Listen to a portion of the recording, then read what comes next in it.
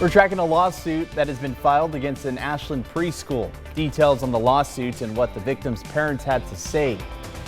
Plus, new research revealing Oregon businesses are being targeted by out-of-state recruiters. How this affects our local business. Today we'll see plenty of clouds and some cooler temperatures compared to our Thursday. Now we do have this light chance for some showers, but I'll break it all down what you can expect this Friday coming up. Live, local, late breaking. This is NewsWatch 12 this morning.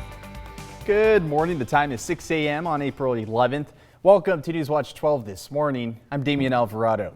And right now you're taking a live look at Phoenix. Let's go ahead and check in with Storm Tracker 12 meteorologist Sarah Kress with a look at what we can expect for our Friday morning. And obviously we have the Pear Affair happening later today. So what are some of the weather expectations? Well, if you're looking to head outside today, you'll definitely notice we've got plenty of clouds to go around. And if you enjoyed those warmer temperatures yesterday, we're going to be feeling a bit cooler today around the whole region for us. Now, despite that, breezes will be picking up as well into the afternoon. Not quite as windy, but we can still expect some gusts about 20 to 30 miles per hour. Showers are possible east of the Cascades and into Northern California, and possibly an isolated shower developing as well. But this morning, our wind gusts are on the calmer side. Like I mentioned, we'll see them pick up as we head into the afternoon. You'll see those gusts anywhere about 20 to 30 miles per hour. Those higher gusts are likely areas over east side and along the coast for us today. But checking in with what we're feeling like this morning, not as cold as the past few. 37 degrees into Klamath Falls, Medford 54, Montague 44, along the coast 45 for both Brookings and Gold Beach. High temperatures today will be about 5 to 10 degrees cooler than yesterday. A high of 65 for Medford, Brookings at 56, over into Wairika 67 degrees. And like I mentioned, we do have the chance for some showers areas over east side and the potential for an isolated thunderstorm to develop. In those areas, we could see higher amounts of precipitation falling, gustier outflow winds. But those chances will be mainly into the afternoon. This morning, you could be dealing with maybe a sprinkle or two in the Cascades and Siskiyous. But checking out with that is we're heading into tomorrow. Drier weather is on the way, so I have more details for you on that coming up in just a bit. A lawsuit has been filed against an Ashland preschool for not having proper regulation in place to protect students from abuse. NewsWatch 12's Brinkley Hill spoke to the victim's parents about why they believe this school didn't do enough. She had like nightmares of old naked man standing over her. These parents who wish to remain anonymous hope that their $27 million lawsuit against Children's World, a bilingual Montessori preschool and kindergarten, will lead to greater accountability and change on how early learning childhood education settings handle safety protocol. These small children that don't know what might be happening to them. And we really want parents and families to be diligent and on guard. The parents say they could tell something was wrong, but they didn't know where. They never thought that a teacher, 68-year-old Craig Johnson, who's accused of taking sexually explicit images of their young daughter in the bathroom, could be the problem. I think we were under the impression, this narrative, that we're in a safe community and a safe school, but really this can happen to anyone, anywhere. Their child was having accidents, not wanting to use the bathroom or even eat. These parents watched their child regress into herself at home and at school. Teachers brought this up, saying that there was something else going on. But we, at that time, looking back, we didn't know the signs of any kind of abuse happening. This civil case is asking the hard questions that these parents didn't know to look for. Why was there not a policy of having open doors for children aged 1 to 5 in a bathroom? Why is an adult, a teacher, being left alone with these children over a period of years? There is a criminal case against Johnson, but these parents want their questions answered on why more wasn't done to protect their child at school. I feel that if we were to stay silent, then the system or systems that failed our daughter and additional children would not be held accountable. I want, our schools, daycares, preschools to be safer for this really young, vulnerable, population. We did reach out to the Montessori for comment. They have not gotten back to us, but now we wanted to take a deeper look into these charges and the criminal case itself. Here you can see a list of the 23 charges. They span 4 years of alleged sexual exploitation. Craig Albert Johnson was arrested in July of this past year after Central Point Police received a report of potential sexual exploitation of a 5-year-old, getting 3 charges tacked on days after his arrest. But a bit over a month later, 20 additional charges were added. They include 14 counts of using a child in display of sexually explicit conduct, 6 accounts of attempted using a child in display of sexually explicit conduct, 2 counts of first-degree encouraging child sex abuse, and 1 count of first-degree invasion of privacy.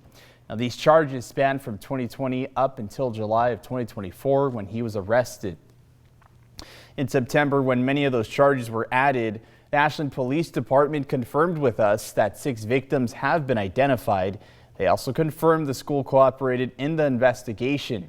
Johnson has been in the Jackson County Jail since his arrest. A pretrial conference is set for May 5th of this year.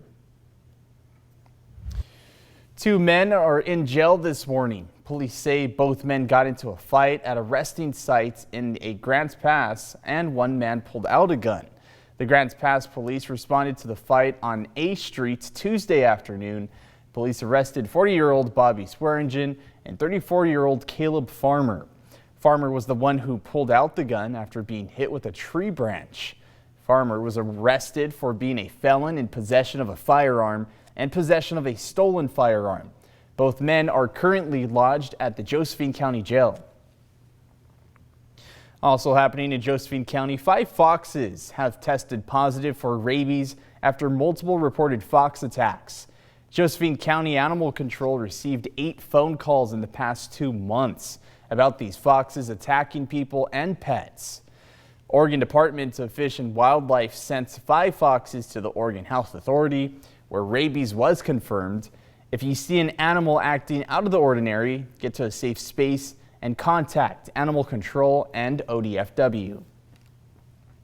There's a new report from the University of Oregon, which is sparking concern across the business community, showing that out-of-state recruiters are actively trying to pull Oregon companies away.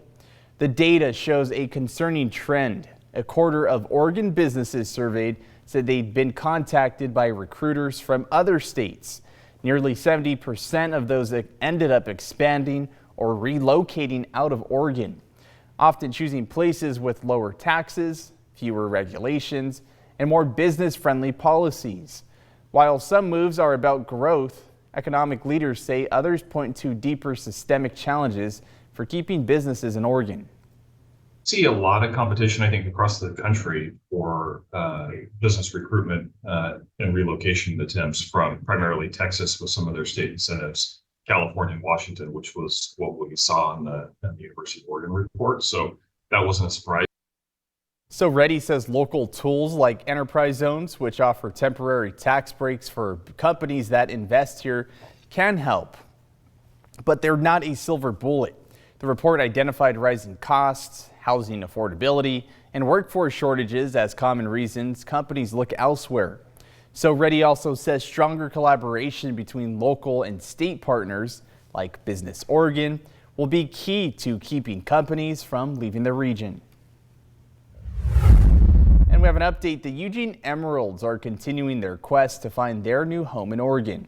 Their general manager, Alan Benavides, spoke to Medford City Council on Wednesday, and he says that the Emeralds need to build a new stadium to meet minor league baseball standards. And Medford is the primary target. The new stadium would be for more than just baseball. Any sort of agreement, it'd be like, what's the city want to use it for? What does the high school want to use it for? There's nothing worse than seeing a facility like this get built and not get used. Benavides says a stadium itself would cost around $90 million, and he says they expect to host around 150 events at the potential stadium throughout the year. This includes concerts, chamber events, holiday events, baseball camps, and more. We will continue to track this story and bring you the latest as the plan unfolds and more information becomes available. The city of Ashland is drafting a new community wildfire protection plan that calls for 90% of all properties to comply with reduced wildfire risk practices. The city has had one of these plans since 2004, but the original plan focused on forest resiliency work. Now, the city is hoping to implement more changes into the community itself. The new draft for the Community Wildfire Protection Plan is set to be released later this month. The Pacific Power Foundation is donating just under $313,000 in new grant funding to organizations throughout Oregon, Washington, and Northern California. A total of 98 grants were given to local nonprofits supporting our communities. And some grants going to Northern California include Friends of the Siskiyou County Museum, Siskiyou Domestic Violence and Crisis Center, and Sierra Service Project. So for your Friday, we do have plenty of cloud coverage to go around. Temperatures will be feeling a bit cooler.